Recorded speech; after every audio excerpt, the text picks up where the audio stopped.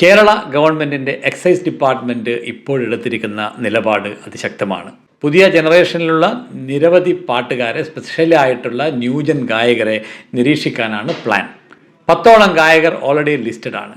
അവർ പരിപാടിക്ക് മുമ്പും പരിപാടിയിലും പരിപാടിക്ക് ശേഷവും ഡ്രഗ് ഉപയോഗിക്കുന്നുണ്ട് എന്നുള്ള പരാതികളെക്കുറിച്ചും പരാമർശങ്ങളെക്കുറിച്ചും അന്വേഷിക്കുക, അത്തരം ഗായകരെ അറസ്റ്റ് ചെയ്ത് കൊണ്ടുപോവുക എന്നുള്ളത് തന്നെയാണ് അവരുടെ തീരുമാനം.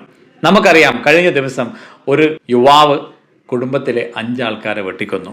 ഒരു കാരണവുമില്ല. പല കാരണങ്ങൾ പറയുന്നുണ്ടെങ്കിൽ പോലും ഈ കാര്യങ്ങൾ ഒന്നും തന്നെ ഒരാളെ കൊല്ലാൻ ഉതകുന്നതല്ല എന്ന് നമുക്കെല്ലാവർക്കും അറിയാം. ഒരേ ഒരു കാരണമാണ് അവനുള്ളത്, ഡ്രഗ് അഡിക്റ്റ് ആണെന്നുള്ളത്.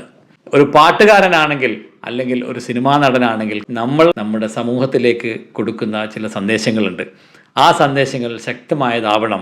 നമ്മൾ ഏത് സിനിമ എടുത്ത് നോക്കിയാലും, എവിടെ എങ്ങനെ എടുത്ത് നോക്കിയാലും, എത്ര വയലൻസ് ആണെന്ന് പറഞ്ഞാലും നമ്മൾ കൊടുക്കുന്ന സന്ദേശങ്ങൾ അത് സമൂഹത്തിലെ ചെറുപ്പക്കാരെ വഴിതെറ്റിക്കുന്നതാണെങ്കിൽ നമ്മൾ അതിനെക്കുറിച്ച് ജാഗരൂകരാവണം. നമ്മുടെ അനിയനോ നമ്മുടെ മകനോ മരുമകനോ ആർക്കെങ്കിലും ഇങ്ങനൊരു ഗതി വരുമ്പോൾ മാത്രമേ നാം ചിന്തിക്കുകയുള്ളൂ. അതുകൊണ്ട് ഉണർന്ന് പ്രവർത്തിക്കേണ്ട സമയം അതിക്രമിച്ചു.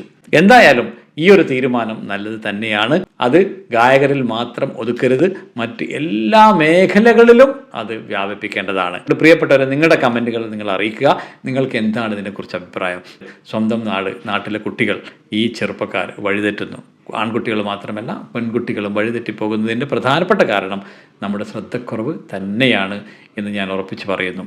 നാട്ടിൽ ഓരോ കൊച്ചു ഗ്രാമത്തിലും അവർക്ക് ഇതല്ലാതെ മറ്റ് നല്ല കാര്യങ്ങളിലേക്ക് വരാനുള്ള സ്പോർട്സ്, മറ്റ് വിനോദോപാധികളിൽ വ്യാപൃതരാവാൻ അവരെ ശക്തരാക്കാനുള്ള പദ്ധതികളാണ് ഇനി നമുക്ക് മുന്നോട്ട് വെക്കേണ്ടത്. എന്തായാലും ഗവൺമെൻറ് ഈ കാര്യത്തിൽ ശക്തമായ നിലപാട് എടുത്തേ പറ്റുള്ളൂ. വേറെ ഒരാൾക്കും ഇതിന് സാധിക്കില്ല എന്ന് നാം ഉറച്ചു വിശ്വസിക്കുന്നു. ഡ്രഗ് ഇല്ലാത്ത, ലഹരിയില്ലാത്ത ഒരു നല്ല തലമുറയെ നമുക്ക് വാർത്തെടുക്കാൻ ശ്രമിക്കാം. മുനീർ അൽ വഫ, വിത്ത് ലവ്.